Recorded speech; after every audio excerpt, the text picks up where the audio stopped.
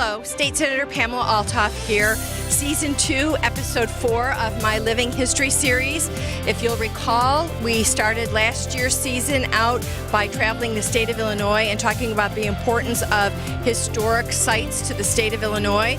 We've decided this year to do local historic sites and the importance not only to the economic development, but to the history and character of our McHenry Lake County communities. So today, we are at Holcombville School.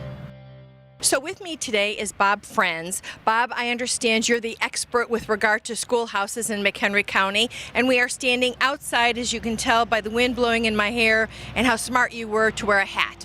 So give me a little bit of information about, how you became the schoolhouse expert, a little bit of background with the McHenry County Historical Society, and then tell me about the architectural significance of Holcombville School and how it got its name.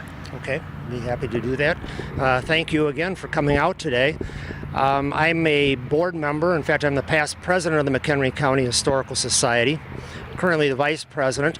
But years ago, I got interested in them through my mother, who had attended a one-room schoolhouse near Crystal Lake in Woodstock called the Althoff School. And she got me involved in it, and I just kept getting more and more interested in them. I'm a retired teacher, and so of course it was kind of a natural thing. And then I found out that nobody had ever really done a book on these schoolhouses. So after my retirement, I started volunteering at the Historical Society, and one thing led to another, and I wound up writing a book about them. It's called Historic Country Schools in McHenry County. And this, of course, the Holcombville School is one of those. At one time, there was about 140 of these in McHenry County. There's only about 85 left now, of which this is one. There was an earlier school here. It was a log school. We don't think it was right on this site, but in the vicinity. And that was probably built about 1839 by the Holcombs and other farming families here. They outgrew that school, so about 1858, the community decided to erect a more sound, spacious, and obviously long-lasting school. It's been here for 160 years now, and that's what we have before us today. Built in 1858, and this remains one of the oldest one-room schoolhouses in McHenry County. In fact, my understanding, I think there's only two that are older. But this one is the oldest brick one-room schoolhouse that's left standing in McHenry County. So Bob, tell me the significance of the architectural style of the schoolhouse. It was in 1839, and my understanding is Greek Revival was relatively significant during that period of time? Well, the earliest school was built in 1839. This one was erected in 1858. And it's the Greek Revival style of architecture. You can see that what is known as the dental work up here along the roof line. It has a front gable roof. And as I said before, the very fact that it's a brick schoolhouse is really quite extraordinary, because this would have been quite an expense for farmers who weren't making a lot of money at that time to put up a brick schoolhouse.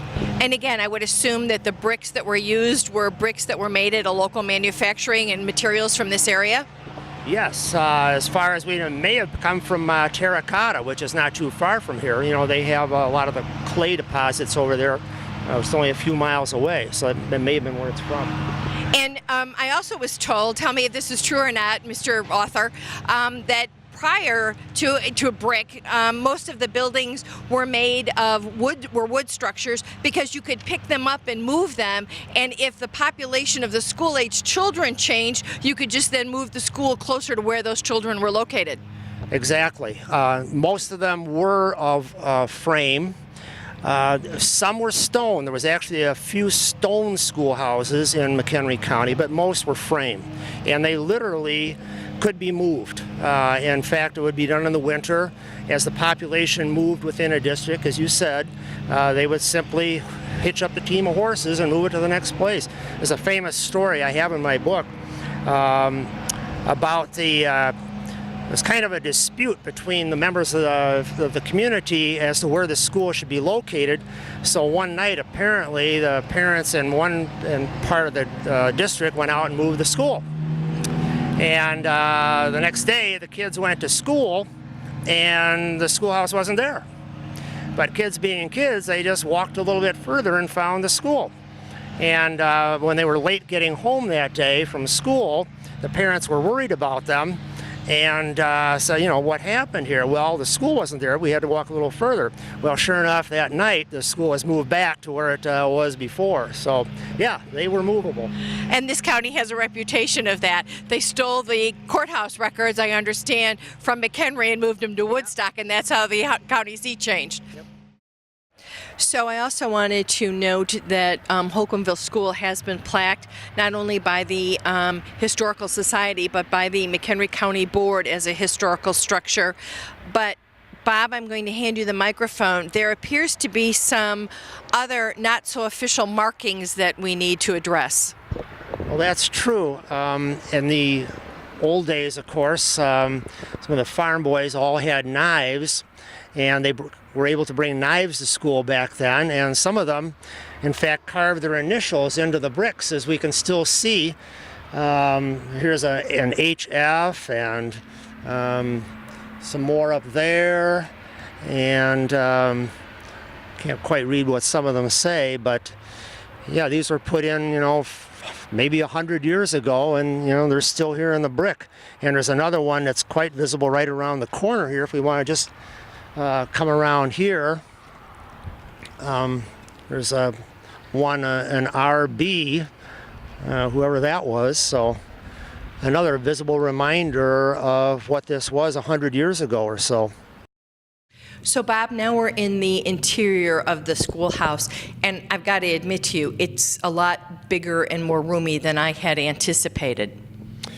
Well, you have to realize that there would have been desks in here. Also, a teacher's desk would have been up in the front. You would have had a round stove for heat. There would have been a recitation bench as well, somewhere sitting up in here. So a lot of things would be packed in here, and sometimes there would be as many as 30 students. In fact, in the earlier days, I saw the attendance roll at 50. So you can imagine having 50 bodies in here. Now, they didn't all go, they weren't there every day, that was the sort of thing. School in those days was kind of hit and miss. But this would be a fairly typical layout. With the door there where they would enter. And originally, I don't think they would have had a closet like we have there now. Those what were called cloak closets were added later. And I see we have a copy of a teacher's contract here. It doesn't appear that they earned a huge amount of money at that particular time. Well, they didn't. The contracts were negotiated between the teacher and the 3 directors. Each of these little districts, this was District 43, I forget how much that one was for, but $72. $72 for the month, yeah. Boy, in the earlier days, they made just a couple $100s for the entire year, for the 8 months or whatever it might be. Around the time of World War I, they started to go up $100, $120 a month, something like that. But that was always negotiated between those directors and the teacher. And the teacher would usually have to go to one of the director's house to get their check or their money, and many times the director couldn't be found. So just the coincidence that they couldn't be found, as little as they were making. That's true. Also, we talked a little bit about the stove that was in the building, and it was used for heat. But my understanding is also from looking at someone's book is that sometimes some of the moms would bring large, pots of stew or some type, so that there actually was a meal provided during that school day as well. Exactly. Obviously, here you would not have a hot lunch program in this school. It was pretty remote. And so in the wintertime, when the stove was going, of course, I heard a lot of stories about bringing potatoes. And they would put the potatoes on the stove in the morning, and then, when it was lunchtime, the potatoes would be warm enough for the kids to eat. So that could be one of the first hot lunches, I guess you could say. It was also important at that time as to where you sat, because in the winter, as we know, it can be pretty cold here, and you wanted to have a nice seat by the stove. If you were way in the back there, it might not be so comfortable. So Bob, we're getting to the end of our video, and there were still two important aspects you wanted to address. One is the actual structure itself, and the other is the roadway. Sure. One other thing to notice about this building is how they slightly sloped out the bricks so the water would run off from the building. So that's kind of another fascinating detail. We also have noticed some more initials, and we were just commenting on how some of them are so low. They must have been made by little children because they're not very high up. They're so lower bricks. One other thing to note about these schools is that they were almost always located at the intersection of two roads. So here we have, of course, in Crystal Lake we call it the McHenry Blacktop, and McHenry they call it the Crystal Lake, and then Crystal Springs Road. So generally right near the intersection, and that was so it was easily accessible. Got to keep in mind these were dirt or at best gravel roads, so make it fairly easy for the kids to get to school. So in conclusion, as we draw to an end, is there anything that you want to talk about from a broader perspective with regard to the Historical Society itself, opportunities to volunteer if people want to get interested or find out some historical information? How do we do that? Sure. McHenry County Historical Society, which is located in Union, and we're always looking for volunteers. We have lots of projects going on right now. We need docents for our tours. Certainly people, in fact, I think tonight or tomorrow night we have a training session for docents. So we're always looking for people like that can help out, help in the library. There's plenty. There's like pie eating contests. Pie eating and judging. I had the privilege of judging one year. That was an experience. But anyway, yeah, always things like that we're doing. We're involved, and we're just really trying to keep active and involved in historic preservation here in the county. We think it's very important that the next generation of people continue to see these historic buildings and know what this county was like at one time and not forget that past. And we thank you again for your help in doing that. We certainly appreciate all that you've done. My pleasure. Thank you. Thank you.